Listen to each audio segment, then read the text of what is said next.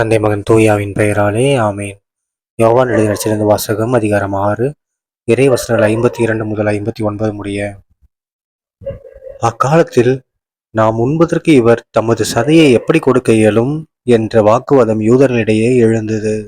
இயேசு அவர்களிடம், உறுதியாக உங்களுக்கு சொல்கிறேன், மானிட மகனுடைய சதையை உண்டு அவருடைய இரத்தத்தை குடித்தால் ஒழிய நீங்கள் வாழ்வு அடைய மாட்டீர்கள். எனது சதையை உண்டு என் இரத்தத்தை குடிப்பவர் நிறை வாழ்வை கொண்டுள்ளார். நானும் அவரை இறுதி நாளில் உயிர்த்தெழச் செய்வேன். எனது சதை உண்மையான உணவு, எனது இரத்தம் உண்மையான பானம்.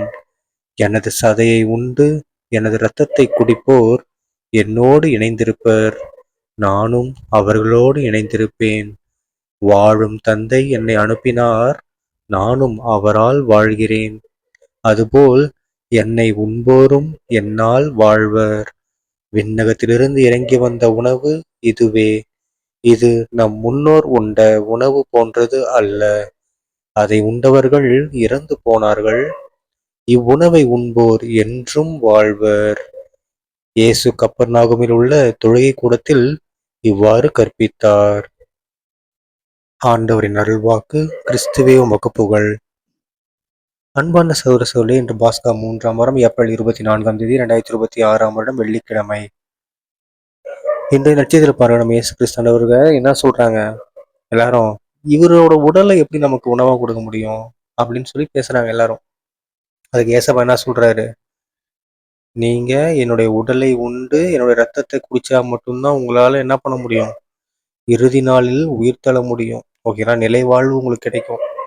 ஓகேங்களா, அப்போதான் நீங்க ஏசப்பாவோட, அதாவது என்னோட இணைஞ்சிருப்பீங்க அப்படின்னு ஏசப்பா சொல்றாரு. ஓகேங்களா, அது மட்டும் இல்லாம என்ன சொல்றாரு, விண்ணகத்திலிருந்து இறங்கி வந்த உணவு நான் தான் அப்படின்ட்டார். ஓகேங்களா, நீங்க உணவுங்கும் போது அது உடனே உடலுக்கான உணவு, வயிற்றுக்கான உணவு நினைக்க கூடாது.